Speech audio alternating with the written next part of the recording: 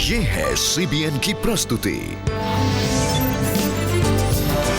और आप देख रहे हैं एक नई जिंदगी। गुड मॉर्निंग फ्रेंड्स, एक नई जिंदगी में आपका हार्दिक स्वागत है। Thank you for joining us today. Good morning दोस्तों, हम आपका बहुत बहुत स्वागत करते हैं आज के प्रोग्राम में और हमारी यही प्रार्थना है कि आज के प्रोग्राम से आप बहुत आशीष पाएंगे। दोस्तों, लव योर नेबर सीरीज़ में आज हम बात कर रहे हैं उस प्रेम के बारे में जो जलन नहीं रखता, जो किसी से ईर्ष्या नहीं करता। क्या आप भी ऐसा प्रेम पाना चाहते हैं? तो हमारी प्रार्थना है कि आज के प्रोग्राम से आप ऐसे प्रेम को पा सकेंगे और बहुत इंकरेजमेंट भी पाएंगे। वाओ, ईर्ष्या का ये जो टॉपिक है रिबेका, ये कितना रेलेवेंट है ना। जब हम छोटे बच्चे भी होते हैं और जब हम देखते हैं कि किसी को कुछ मिलता है, चाहे वो चॉकलेट है, पुरस्कार है, तब से हमारे अंदर जो है वो ईर्ष्या पनपने लगता है। और हम शास्त्र में भी कई कहानियाँ देखते हैं और ये वैसे तो सुनाई मामूली देता है कि आई जस्ट फेल्ट जेलस, लेकिन बहुत ख़तरनाक है ना। इसको अगर हम अच्छे से हैंडल नहीं करें तो ये बहुत भयानक रूप ले सकता है। जी बिल्कुल राहुल, आपने बिल्कुल सही कहा। और बाइबल में भी हम जेलसी के एग्जाम्पल्स देखते हैं। हम केन के जीवन को देखते हैं और सॉल के जीवन को देखते हैं। तो परमेश्वर हमारी मदद करे कि हम जेलसी को अपने जीवन से दूर रख सकें। यस, और दोस्तों आज हम जानेंगे कि वो कैसे मुमकिन है। क्या वो मुमकिन है?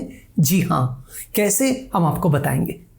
जी, और दोस्तों आज की हमारी पहली कहानी में हम आपको मिलाने जा रही हैं नीति वंदना से, जिन्होंने अपनी वर्क प्लेस में जेलसी को एक्सपीरियंस किया, अपने मैनेजर से जेलसी को एक्सपीरियंस किया और इसका उनके जीवन पे बहुत बुरा प्रभाव हो रहा था, उनके काम में बहुत बुरा प्रभाव हो रहा था।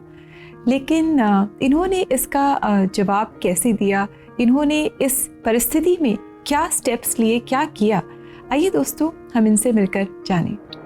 क्लिनिकल एनालिस्ट के रूप में अपने सपनों की नौकरी पाकर नीति वंदना बहुत ही खुश थीं और लीड टीम का हिस्सा बनने के लिए बहुत ज्यादा उत्साहित थीं। मैं यही रोल चाहती थी। क्लिनिकल एनालिस्ट एक ऐसा रोल है जहां आप मरीजों से मिलकर उनसे बातचीत कर सकते हैं। तो मैं बहुत ही जोश के साथ इस कॉर्पोरेट वर्ल्ड में पहली बार दाखिल हुई और मैंने यहाँ काम करना शुरू किया। जब बात काम करने की आती है तो मैं बहुत मेहनती हूँ और ईमानदारी से काम करती हूँ। लेकिन जल्द ही नीति ऑफिस के लोगों की चालबाजी में फंसने लगी। मुझे ईमेल्स आने शुरू हो गए कि नीति अनप्रोफेशनल है, नीति अनएथिकल है। मुझे बस मैनेजर्स से ही नहीं, डायरेक्टर्स से नहीं, अपनी टीम से नहीं, बल्कि अन्य दूसरी टीमों से भी ईमेल्स आते थे कि मैं अच्छी तरह काम नहीं करती। मुझे यूएस से भी ईमेल्स आने लगे और हमारे क्लाइंट्स भी मुझे ईमेल करने लगे और मैं सोचती थी, हे परमेश्वर, ये क्या हो रहा है? सब मुझे ऐसे मेल्स क्यों कर रहे हैं? मैं जो काम कर रही हूँ वो बिल्कुल सही है। इसी वजह से उन्होंने मुझे नए ट्रेनर्स दिए थे। वो लोग नए लोग हायर करके मेरे पास उन्हें ट्रेनिंग के लिए भेजते थे। कुछ समय के बाद नीति को पता चला कि इस सब के पीछे कौन था। मेरा दोस्त आया और उसने कहा, नीति तुम क्या कर रही हो? तुम क्यों रो रही हो? उन्होंने मुझे समझाया कि नहीं, इसमें तुम्हारी गलती नहीं है। वो मेरे सीनियर थे। तो मैंने उनसे कहा कि आपको कैसे पता है? उन्होंने कहा कि मैंने मैनेजर को तुम्हारे काम में हेर फेर करते हुए हेडक्वार्टर्स में भेजते हुए देखा है। उन्होंने प्रभु यीशु मसीह के पास जाकर उनसे मार्गदर्शन लेने का फैसला किया। ऐसा कहा गया है कि तुम्हें सांप की तरह बुद्धिमान और कबूतर की तरह निश्चल होना चाहिए। ये बात मुझे छू गई। हाँ, जिस अकाउंट पर मैंने काम किया है, मैंने उसका स्क्रीनशॉट लिया था, तो मैं एक बार वो स्क्रीनशॉट देख लेती हूँ। तो जिस समय पर मैंने काम किया था वो कुछ और दिखा रहा था और जो स्क्रीनशॉट हेडक्वार्टर्स भेजा जा रहा था वो कुछ और दिखा रहा था। फिर मैंने कहा कि दोनों में काफी फर्क है। मैंने ये पूरी बात ईमेल में अच्छी तरह लिखी और आगे भेज दी। ऑफिस में इतना भेदभाव और सताए जाने से थक चुकी नीति पूरे सब्र के साथ काम करती रही और उनकी ये मेहनत और ईमानदारी एक दिन रंग लाई। मुझे एक मैसेज मिला है जिसमें लिखा है कि नीति तुम्हें एक अवार्ड मिला है। और मैंने कहा, कौन सा अवार्ड? Employee of the year. उन्होंने कहा ओके, हाँ धन्यवाद प्रभु यीशु मसीह, मैंने कहा। और वो एक ब्रावो अवार्ड था। ब्रावो अवार्ड यानी कि ऐसा अवार्ड जो बहादुरी या बेहतर कामों के लिए मिलता है। सबको पता लग गया कि इस लड़की ने कर दिखाया, इसने बिना किसी ट्रेनिंग के ये सब कुछ हासिल किया है, इसीलिए उन्होंने मुझे ये ब्रावो अवार्ड दिया। आज नीति परमेश्वर और अपने परिवार की आभारी हैं कि उन्होंने उसका साथ दिया और उसे बिना किसी समझौते के जीवन जीने में मदद की। ईमानदारी के साथ जीवन जीना परमेश्वर को महिमा देने के समान है। हमारा जीवन जिन भावनाओं से होकर गुजरता है वो हमारे परिवर्तन का एक हिस्सा होता है प्रभु यीशु मसीह में ईमानदारी से जीवन जीने का। तो मैंने जो अनुभव किया है इस परिवर्तन की यात्रा के जरिए, मेरा जीवन कहता है कि जो भी मैंने इस बदलाव से सीखा है, आपको बस एक ही चीज़ करनी चाहिए और वो है परमेश्वर का इंतज़ार। हाँ, आप निराश हो सकते हैं, हो सकता है आपको गुस्सा आए, लेकिन इसके बाद परमेश्वर जो आपको खुशी देगा उसका कोई मुकाबला नहीं है। आपका गुस्सा, आपकी निराशा सब खत्म हो जाएंगे जब आप अपना विश्वास परमेश्वर पर लगाएंगे, क्योंकि मैंने यही किया। बहुत अच्छी कहानी है नीति वंदना जी की। और हम देखते हैं कि जेलसी किसी भी जीवन के किसी भी क्षेत्र में आ सकती है, चाहे वो हमारे कार्य क्षेत्र में हो जैसे नीति जी के जीवन में हुआ, या हमारे रिश्तों में हो, या ऑन द फील्ड जब कोई स्पोर्ट्स पर्सन्स कम्पीट करते हैं तो उनके बीच में भी जेलसी आ सकती है। हर कहीं भी किसी भी एज में, चाहे वो बच्चे हों या बड़े हों। यस, बिल्कुल सही कहा रेबेका आपने। ये एक की है to contradict, to fight jealousy. वो है जानना कि परमेश्वर है जो तरक्की देता है दोस्तों, परमेश्वर है जो कामयाबी देता है, परमेश्वर है जो आशीष देता है। अगर इस बात को आप जानेंगे तो फिर आप ईर्ष्या से लड़ पाएंगे, क्योंकि आप जानते हैं जिसके प्रति भी आपको ईर्ष्या लग रही है उसके ऊपर परमेश्वर का हाथ है, परमेश्वर की कृपा दृष्टि है। जी, और वचन में हम पढ़ते हैं, पहले कुरिन्थियों 13 में भी हम पढ़ते हैं कि जो परमेश्वर का प्रेम है वो जलन नहीं रखता। जैसे हम शास्त्र में अलग अलग कहानियां देखते हैं, जब परमेश्वर ने हाबिल पर अपनी आशीष को जताया तो हाबिल का भाई कैन के अंदर एक नफरत जागी। कैसे? वो शुरुआत हुई ईर्ष्या से। उसे जलन लगा कि परमेश्वर ने मेरे दान को तो ठुकराया लेकिन आबिल के दान को अपनाया, तो उसने जाकर आबिल की हत्या की। ऐसी कहानी हम साउल और दाऊद की पढ़ते हैं। जब परमेश्वर ने दाऊद को जीत पर जीत दिलाई तो साउल के मन में ईर्ष्या जागी। दोस्तों, क्या आप जानते हैं कि एक वजह है क्यों यीशु को क्रूस पर चढ़ाया गया? वो इसलिए क्योंकि वो उस जमाने के जो रब्बी थे, फरसी थे, सदूसी थे, उनके मन में जलन छा गई। जब उन्होंने देखा कि बड़ी भीड़ यीशु के पीछे चल रही है, यीशु की वाहवाही कर रही है, बच्चे भी यीशु की तारीफ कर रहे, उनके मन में ईर्ष्या जागी और उन्होंने षड्यंत्र रचा और यीशु को क्रूस पर चढ़ाया। दोस्तों, जलन कोई छोटी बात नहीं है, ये हमसे बहुत बुरा करवा सकती है। देखिए शास्त्र हमें क्या कहता है गलातियों के 5वें अध्याय 26वें वचन में, गैलेशियंस 5:26, हम अभिमानी ना बने, एक दूसरे को न चिढ़ाए और न ही परस्पर ईर्ष्या रखें। शास्त्र हमें सावधान करता है दोस्तों कि हम एक दूसरे के प्रति जलन या ईर्ष्या ना रखें, क्योंकि ये खतरनाक है और हमारे लिए खतरनाक साबित हो सकता है। तो हम सावधान रहें और परमेश्वर का धन्यवाद करें। अगर किसी को आप देख रहे हैं जो तरक्की या कामयाबी की सीढ़ी चढ़ रहा है, उसके लिए प्रभु को धन्यवाद कीजिए। आप इंतज़ार कीजिए, आपका भी वक्त ज़रूर आएगा। दोस्तों, ये बिना जलन का प्रेम क्या आप पाना चाहते हैं? क्या आप जीना चाहते हैं और दूसरों के साथ शेयर करना चाहते हैं? तो आइए हम मिलकर परमेश्वर से मांगें, परमेश्वर से प्रार्थना करें कि वो हमारी मदद करें ताकि हम जेलसी को अपने जीवन से नो कह सकें और परमेश्वर के प्रेम को हम एक दूसरे को दिखाएं। आप CBN प्रेयर लाइन में हमें कॉल करें और हम साथ मिलकर हम प्रार्थना करेंगे। हमारा नंबर है 9991040110। यस दोस्तों, ये नंबर जो है ये हमारा व्हाट्सएप नंबर भी है। यहाँ पर आप हमसे संपर्क कर सकते हैं व्हाट्सएप कॉल के द्वारा, व्हाट्सएप मैसेज के द्वारा। हमें आपके संपर्क का इंतज़ार रहेगा। आप समय छोटे से ब्रेक का, जब ब्रेक से लौट कर आएंगे तो आपके भेजे गए आत्मिक सवालों का जवाब देंगे कोई शक में, और साथ ही साथ आपके लिए प्रार्थना भी करने वाले हैं। तो हमारे साथ बने रहिए।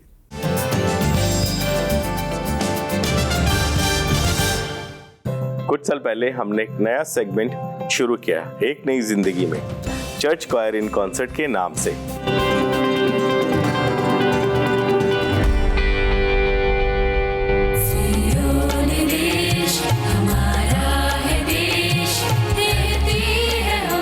CBN एक पैराचर्च ऑर्गेनाइजेशन है जिसने एक ऐसा प्लेटफॉर्म क्रिएट किया है जिसके माध्यम से हिम्स, गॉस्पेल सॉन्ग्स अन्य अन्य भाषाओं में अलग अलग माध्यम से लोगों तक पहुंच सकते हैं। अब टेलीविज़न के साथ साथ सोशल मीडिया में भी लोग इनको देख सकते हैं, इनके साथ प्रभु की आराधना कर सकते हैं।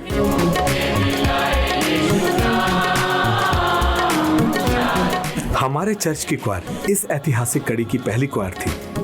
Church choirs in concert segment में जब हम पहली बार टीवी पर आए तो क्वायर का जोश अलग ही था। क्राइस्ट चर्च की क्वायर ने बहुत से कॉम्पिटिशन में भाग लिया। कई बार हमने बेस्ट क्वायर के अवार्ड्स भी जीते, लेकिन जो पहचान हमारी क्वायर को एक नई जिंदगी जो कि कलर्स टीवी चैनल पर प्रसारित होता है उसके जरिए मिली, वो हमारी उम्मीद से कहीं ज्यादा थी।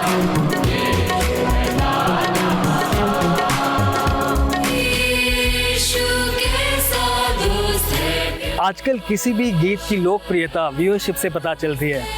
ईशु कैसा दोस्त है प्यारा, इस ओल्ड फेवरेट गीत ने 1 मिलियन व्यूज पार किए और इस सेगमेंट का हर एक गाने का व्यूअरशिप करीब करीब लाखों में ही है।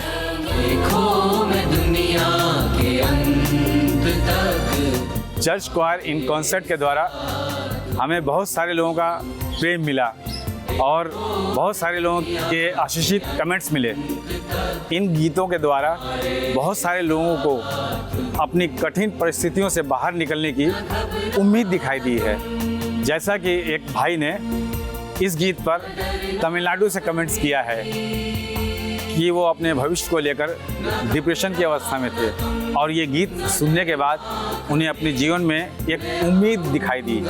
हम परमेश्वर के बहुत ही आभारी हैं कि इस सेगमेंट के द्वारा बहुत से लोगों के जीवन में परिवर्तन आ रहे हैं।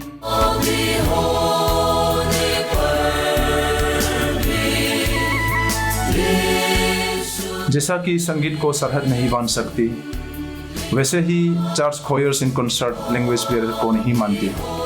CST सिनोड क्वायर असम से है और हिंदी टीवी शो में शामिल होना हमारी क्वायर के लिए बहुत बड़ी बात है। यीशु की संगीत ने हम सबको जोड़ कर रखा है। अभी तक 8 राज्यों के 24 चर्च क्वायर्स इस शो में शामिल हुए हैं और लाखों लोगों ने टीवी और सोशल मीडिया पे गीतों का आनंद लिया है। अगर आपका गिरजा भी एक नई जिंदगी की चर्च क्वायर इन कॉन्सर्ट की ऐतिहासिक कड़ी में शामिल होना चाहता है तो www.cbnindia.org पे अपनी चर्च की डिटेल भेजिए या 9910401010 पर फोन या व्हाट्सएप द्वारा संपर्क कीजिए।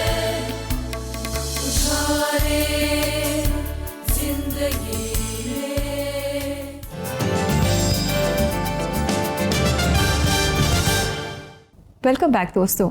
आज एक नई जिंदगी प्रोग्राम में हम बात कर रहे हैं प्रेम के बारे में, एक ऐसे प्रेम के बारे में जो जलन नहीं रखता, a love that is not jealous.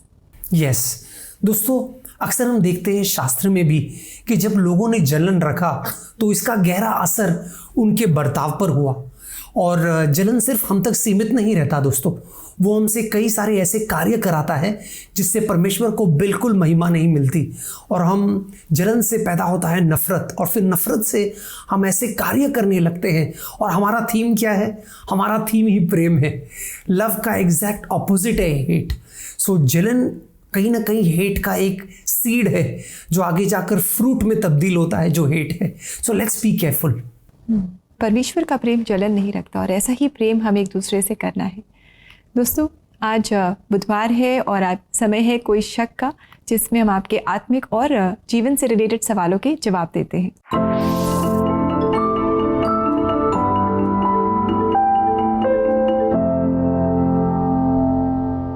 तो आइए देखें आपके सवाल। और आज का ये सवाल हमसे पूछा है प्रेरणा ने, और ये कह रही हैं कि क्या जलन हमारे मानसिक स्वास्थ्य को अफेक्ट करता है? Does jealousy affect our mental health? बिल्कुल Prerna, absolutely right. In fact jealousy बहुत बार हम बाइबल में पढ़ते हैं, चाहे वो यूसुफ के भाई की कहानियों को देखें, साउल की देखें, अलग अलग स्टोरीज आप देखिए। जब जेलसी आता है then it drives your mental focus. हम देखते हैं साउल की कहानी में उसका सारा ध्यान जो है वो दाऊद पर गया। वो सिर्फ देख रहा था कि मैं दाऊद को कैसे हराऊं, कैसे उसे नीचे गिराऊं, कैसे उसे मरवाऊं। और उसके दुश्मन जो थे, इज़राइल के दुश्मन थे फिलिस्ती, लेकिन उसने अपना ध्यान उनसे मुड़कर दाऊद की ओर लगा दिया। और ऐसा होता है, हम पुअर डिसीजंस लेने लगते हैं मेंटली। हम हमारे हेल्थ को इसका अफेक्ट आ सकता है, जो फिर से हम साउल की कहानी में देखते हैं। He was physically tormented. और इसलिए हमें केयरफुल रहना है Prerna. You are absolutely right, it does affect our health severely. इसलिए बहुत ज़रूरी है दोस्तों कि हम जलन ना रखें और ईर्ष्या ना करें, that we esteem others better than ourselves. दोस्तों, अगर आपके पास भी ऐसे सवाल हैं जो आपको सता रहे हैं और उनके जवाब आप ढूंढ रहे हैं, आप हमसे ज़रूर पूछें। हमारी यही कोशिश होगी कि परमेश्वर की मदद से, पवित्र शास्त्र की मदद से हम आपके सवालों के जवाब दें। और ऐसा करने के लिए आप हमें CBN प्रेयर लाइन पर कॉल कर सकते हैं, मैसेज कर सकते हैं, और साथ ही आप cbnindia.org हमारी वेबसाइट पर जाकर डिस्कशन बोर्ड पर भी अपने सवाल हमसे शेयर कर सकते हैं। यस दोस्तों, हमें आपके सवालों का इंतज़ार रहेगा। अब समय छोटे से ब्रेक का। जब ब्रेक से लौट कर आएंगे तो हम आपके लिए प्रार्थना करेंगे और आपकी मुलाकात कराने वाले हैं एक पास्टर से, तो उनसे मिलकर आप कई सारी बातें जानेंगे भी। तो कहीं जाइएगा नहीं, हमारे साथ बने रहिए।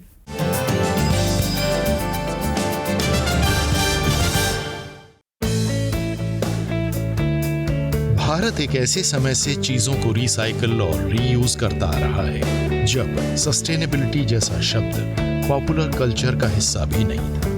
अर्थ फ्रेंडली प्रैक्टिसेस का सबसे बड़ा श्रेय हमारी महिलाओं को जाता है। रसोई में बचे छिलकों की खाद बनाना हो, बचे हुए कपड़ों को सिलकर नई चीजें बनानी हो, या फिर बांस की टोकरियां बुनना हो, ये सभी काम महिलाएं सदियों से करती आ रही हैं। अगर उन्हें और जागरूक किया जाए तो पर्यावरण सुरक्षित रहेगा। CBN foundation clean renewable energy, waste management और रिसाइकलिंग के कार्यक्रम महिलाओं तक ले जा रहा है। स्क्रीन पर दी गई वेबसाइट www.cbnf.org पर जाकर या बारकोड स्कैन करके भी आप CBN फाउंडेशन की वर्कशॉप्स में अपना योगदान दे सकते हैं।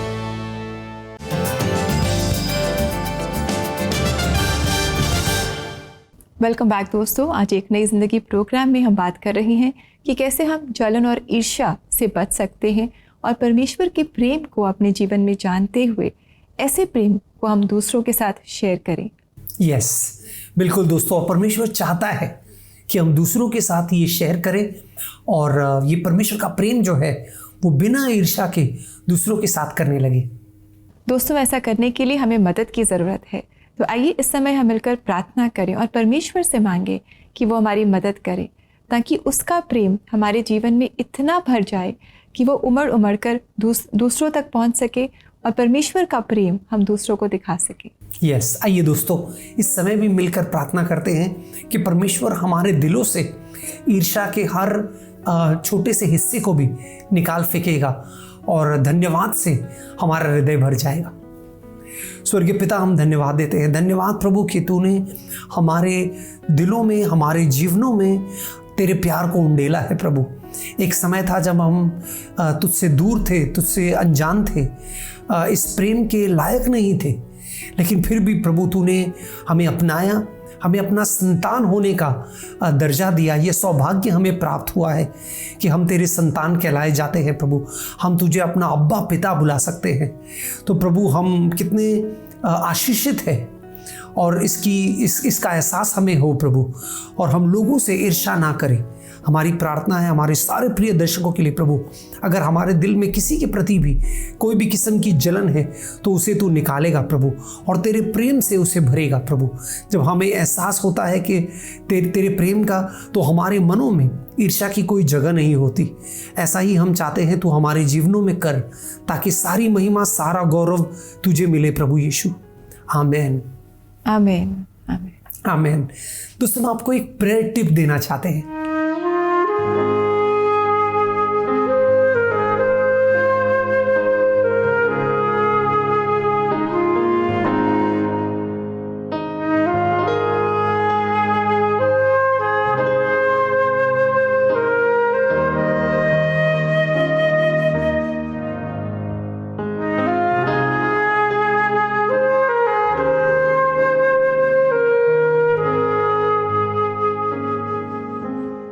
क्योंकि बात ईर्ष्या की हो रही है, एक चीज़ जो हम आपको प्रोत्साहित करना चाहते हैं वो है किसी के साथ मिलकर प्रार्थना कीजिए, उनसे शेयर कीजिए आपको कैसा लग रहा है, आपके मन में क्या हो रहा है, और कोई ऐसा दोस्त ढूंढिए जिसके साथ आप मिलकर प्रार्थना करें और वो आपके लिए प्रार्थना करे, ताकि आप भी प्रोत्साहन पाए और ईर्ष्या से आप मुक्त हो जाए।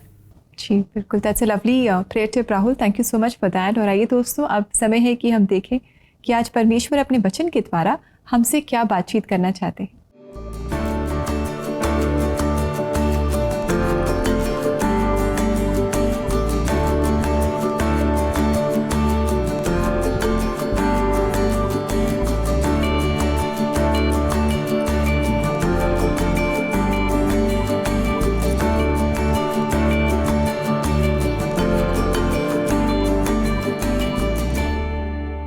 कितना सरल वचन है दोस्तों, लेकिन कितना सामर्थी वचन है प्रभु का, जो हमसे कहता है कि हमें एक दूसरे को प्रेम दिखाना है, दीनता और नम्रता के साथ एक दूसरे को अपनाना है, उनके प्रति हमें सहानुभूति दिखानी है। और जब हम ऐसा करेंगे तो हमारे जीवनों में, हमारे मनों में, हमारे दिलों में ईर्ष्या के लिए जगह नहीं बचेगी। जब हम परमेश्वर का प्रेम दूसरों से करेंगे तो परमेश्वर अपने प्रेम को और ज़्यादा हमारे जीवनों में उंडेलेगा।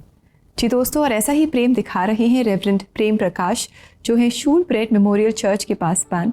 इस पूरे हफ्ते हम शूलब्रेड मेमोरियल चर्च ब्यावर राजस्थान के क्वायर के खूबसूरत गीतों को सुन रहे हैं, उनसे आशीष पा रहे हैं। समय है कि हम इनके पासपान से मुलाकात करें और इनके जीवन से भी हम आशीष पाएंगे। मेरे पिताजी की इच्छा थी कि हम 3 बेटों में से कोई एक जना परमेश्वर की सेवा में जाए, और इसके लिए मेरे माता पिता बराबर प्रार्थना करते थे। और जब मैंने अपनी पढ़ाई कंप्लीट की तो परमेश्वर ने मुझसे बातचीत की, अगुवाई खुदा ने मुझे दी। और जब मैं राजस्थान डायसिस में आया तो यहाँ पर तकरीबन 6 महीने मैं अंडर ट्रेनिंग रहा, उसके बाद डीकन की सेवा दी, उसके बाद मैं असिस्टेंट पास्टर रहा, उसके बाद मैं फुल फ्लैश पास्टर बन पाया हूँ। और आज मुझे राजस्थान डायसिस में तकरीबन 17 साल हो गए हैं, और इन 17 सालों में परमेश्वर ने बहुत सी जगहों पर मुझे इस्तेमाल किया। मैं जयपुर चर्च, अलवर, कोटा, माउंट आबू, भरतपुर और ब्यावर में अपनी सेवा दे रहा हूँ। और अलग अलग चुनौतियाँ एडमिनिस्ट्रेशन से संबंधित थी। मैं लोगों को सिखाना चाहता था कि इस प्रकार से प्यार मोहब्बत से रहना है, परंतु धीरे धीरे वो चैलेंज भी रहे साथ में, परंतु धीरे धीरे परमेश्वर समाधान भी देता चला गया। ऐसा लगता था शायद अब प्रीस्टे मिनिस्ट्री करना संभव नहीं हो पाएगा, आगे शायद हम नहीं कर पाएंगे, परंतु जब हम प्रार्थना करते परमेश्वर सामर्थ्य देता। परिवार में मेरे साथ मेरी पत्नी और 2 बच्चे हैं, हर बात के लिए हम प्रार्थना करते हैं। और इस चर्च में जब मैं आया हूँ 2017 में, हमने मिलकर प्रार्थना की, आत्मिक रूप से लोगों को तैयार किया। हर संडे परमेश्वर के वचन के द्वारा हमने लोगों को सिखाया, इनकरेज किया कि आप बराबर चर्च आते रहें। और सचमुच में लोग बड़े उत्साहित हुए परमेश्वर के वचन के द्वारा। धीरे धीरे कलीसिया आगे बढ़ रही है। आज तकरीबन 100 से 150 लोग, 200 लोग बराबर चर्च आते हैं। मेरा विजन था कि जब मैं इस चर्च में आया हूँ, आत्मिक रूप के साथ साथ मैं इसको फिजिकल रूप से भी डेवलप कर सकूं, सुंदर बना सकूं। इसके लिए मैंने बराबर कमेटी से बातचीत की, लोगों को उत्साहित किया कि हम इस चर्च को सुंदर बनाएं, क्योंकि ये ब्यावर राजस्थान का मदर चर्च है, सबसे पहला चर्च है। और धीरे धीरे मेरे विजन को, मेरे उद्देश्य को समझा, और धीरे धीरे आज हम ये खूबसूरत जो कैंपस देख रहे हैं, ये जो हम चाहे वो ब्लॉक्स जो यहाँ पे लगे हुए हैं, ये है चर्च की जो भी बिल्डिंग है, सब कुछ हमने उसको रिनोवेट कराया है। सैंड ब्लास्टिंग यहाँ पर हुई है, बहुत सारे काम हुए, नए गार्डन डेवलप हुए। तो ये सब कुछ परमेश्वर की महिमा है। जब यहाँ पर आया हूँ तो मुझे बराबर पूरी कलीसिया का सहयोग मिला, और इसका रिजल्ट हम देख रहे हैं। कलीसिया बहुत, राजस्थान में खूबसूरत कलीसिया आज बन गई है। विशेषकर शूलब्रेड मेमोरियल चर्च के लिए मैं परमेश्वर का बहुत धन्यवाद देना चाहता हूँ कि परमेश्वर ने पिछले 5 सालों में मुझे यहाँ पे इस्तेमाल किया।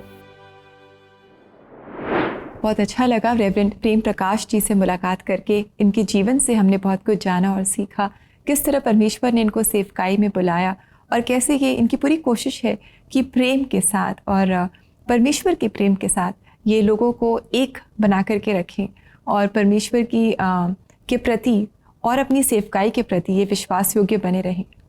यस, वाकई में बहुत खूबसूरत कहानी थी उनकी। और दोस्तों, हम उम्मीद करते हैं कि हमारे आज के प्रोग्राम से आप बहुत प्रोत्साहन पाए हैं और पवित्र आत्मा ने आपसे बातें किया है। अगर आपके मन में कोई भी ईर्ष्या है तो प्रभु से क्षमा मांगिए और अपने अंदर से उस जलन को निकाल फेंकिए, क्योंकि वो आपके आत्मिक और शारीरिक और मानसिक सेहत के लिए हानिकारक है। तो प्रभु चाहता है कि आप आनंद भरा और प्रभु को धन्यवाद करने वाला जीवन जिए। और दोस्तों, अगर आप और इंकरेजमेंट चाहते हैं या परमेश्वर के वचनों में और आगे बढ़ना चाहते हैं तो आप हमारी वेबसाइट ज़रूर विज़िट करें। इसका एड्रेस है cbnindia.org। यहाँ पर आप परमेश्वर के वचनों के द्वारा और वीडियोस के द्वारा और संदेशों के द्वारा परमेश्वर के और नज़दीक आ सकते हैं। और समय है कि हम आपसे इजाज़त लें और Shoolbred memorial church Beawar Rajasthan की कॉयर एक और खूबसूरत गीत आज हमारे लिए लेकर आई है, जो है मेरे गीतों का विषय तू मेरी आराधना। आइए दोस्तों, इस गीत के द्वारा हम भी मिलकर परमेश्वर की स्तुति आराधना करें। नमस्कार। नमस्कार दोस्तों। मेरे गीतों का विषय तू मेरी आराधना, तेरी महिमा मुझसे हो ये मेरी है कामना, तेरी महिमा मुझसे हो ये मेरी है कामना, मेरे गीतों का विषय।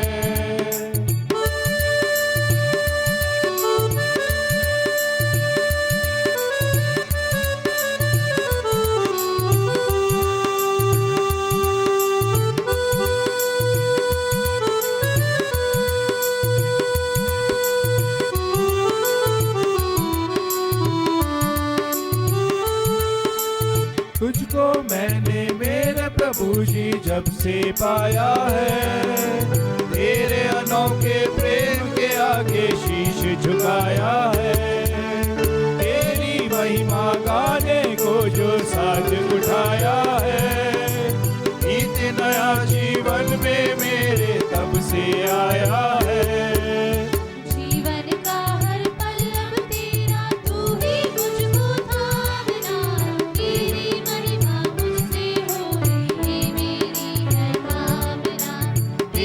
महिमा मुझसे होवे ये मेरी है कामना, मेरे गीतों का विषय।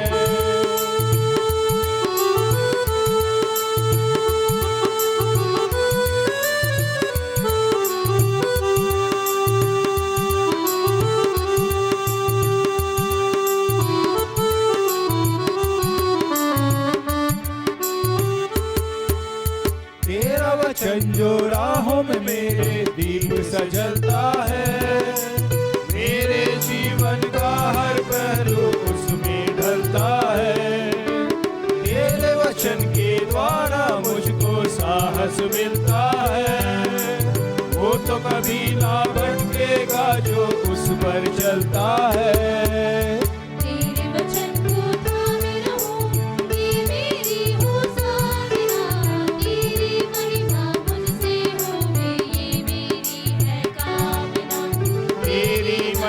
मुझसे होवे ये मेरी है कामना, मेरे गीतों का विषय।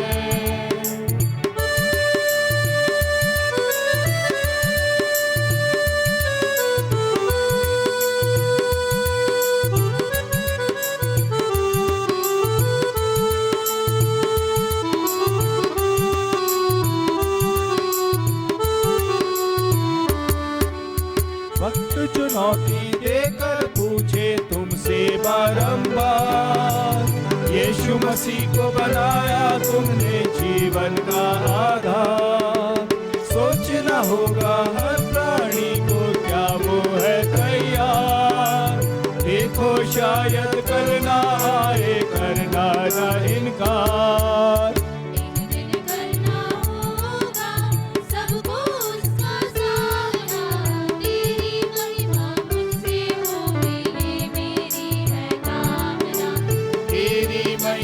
मुझसे